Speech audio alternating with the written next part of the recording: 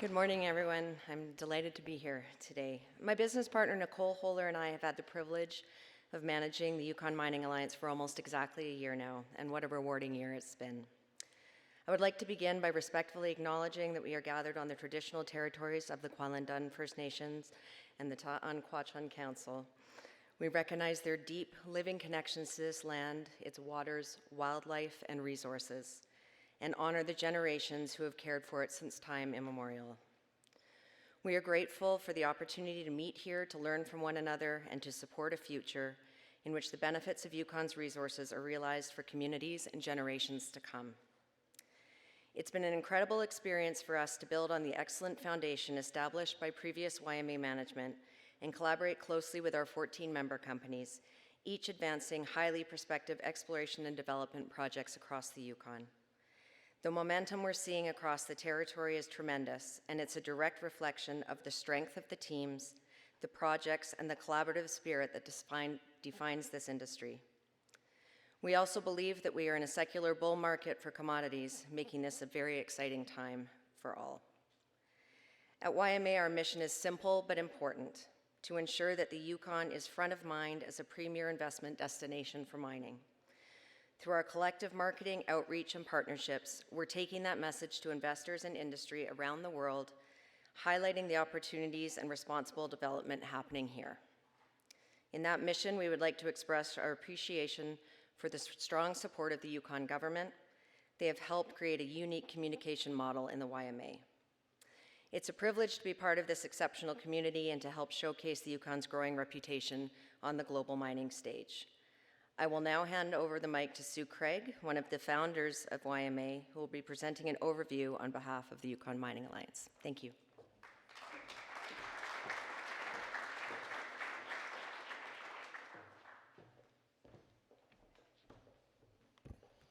Hi, everyone.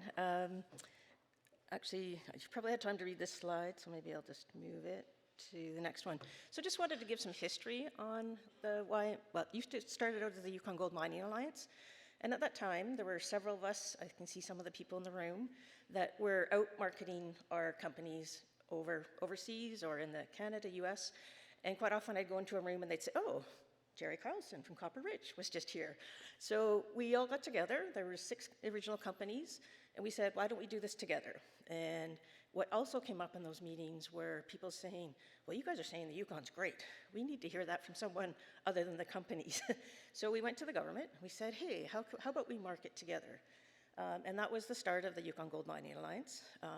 At the time, there were certain conditions to belong to the alliance, and a lot of that focused on corporate social responsibility and making sure that benefits are coming back to the communities that we were working in. And then you can see some of the goals. This is from a 2010 press release when the organization was formed. And at that time, Scott Kent was chair of the YGMA. And at that point, he'd also been on the YESA board. He had already been a cabinet minister and been involved in the Chamber of Mines. So he was a great chair to be able to help facilitate this group. So interesting to see, it's 15 years ago now, how this has evolved. There's been a lot of great work. It's great when you go to conferences overseas and people know. They know about the Alliance, they know about the Yukon. So great way to market together. So with that, Liz just asked me, just gonna do a quick run through some of the 14 companies. And sorry, I'm losing my voice already. So Banyan Gold, I think a lot of us know they've got a 7 million ounce gold resource, lots of potential. You're looking at 300,000 ounces gold a year, great infrastructure, right? Grid power, roads, hydro, year-round access. And they've got a high-grade starter zone. So that's just one of the companies. These are actually done alphabetically through the companies. Next is Cascadia. So Cascadia just took over the Carmax Copper project. So road accessible in the Minto Belt. So 651 million pounds of copper, 302 ounces gold, 302,000 ounces of gold measured and indicated. They're well funded. They have a strong shareholder base: Hecla, Barrick, Michael Gentile, and Mackenzie funds. And obviously interested in looking at that regional growth. They're right, a long line to the Minto Copper project. Fireweed, they're building a critical minerals district, right? They've got 2 world-class assets, Mac Pass and Mac Tongue. They have received, I think it was mentioned before, $35 million in joint US-Canadian funds for development infrastructure, backed by the Lundin Group, and a 16,000-meter drill program to expand zone and look for new targets. Klondike Gold, a bit of a different model. They hold a huge land position in the 20 million ounce Klondike placer fields. They have an initial maiden resource, and they're targeting multiple high-grade zones with some spectacular numbers, gold numbers in outcrop. And they also are able to generate money from leasing and sale of some of those placer assets, so again, non-dilutive, but bringing in close to $10 million. Onyx Gold has, they are actually here in the Yukon, but also working in Timmins. So they have 4 Yukon properties, in the near Snowline and Fireweed, obviously in that Tombstone belt, and a strong management, and they're going to have steady year-round news. Rackla Metals, so they've got 9 properties in that Tombstone gold belt. Obviously, these companies are targeting the intrusion-related gold systems. Had significant grad intrusion discovery with great gold numbers, and did some maiden drilling that are showing that that gold association is with the bismuth, tellurium, stibnite, tungsten indicators. Sitka Gold, so obviously road accessible, large land package at the RC Gold project, so 1.3 million ounces gold indicated and 1.5 million ounces inferred. 30,000 meter drill program underway following visible gold. And I think if you've been following their results, they are seeing visible gold in almost all the holes they're recovering.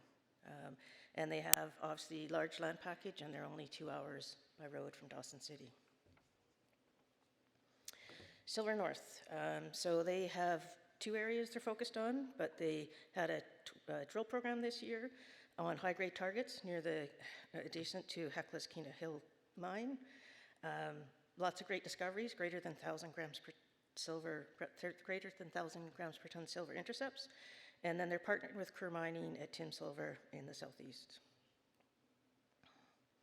Snowline Gold, don't think I need to say much about them, but most of you know significant, close to 8 million ounces measured and indicated at the valley with 6.8 billion NPV. Obviously, they have a very strong treasury and a highly experienced Yukon-based, Yukon-focused management, and they've been recognized for their environmental stewardship. A huge land package, and they're doing over 30,000 meters of drilling to look for new discoveries. Strategic Metals, a bit different model, but they have 82 projects and a portfolio of 15 NSR royalties across the Yukon. And then they also have a bunch of equity holdings. They're worth 40 million, and partnerships with Broden, Rockhaven, and TerraCo 2. So they have exposure to gold, silver, lead, zinc, and critical minerals with First Nation partnerships.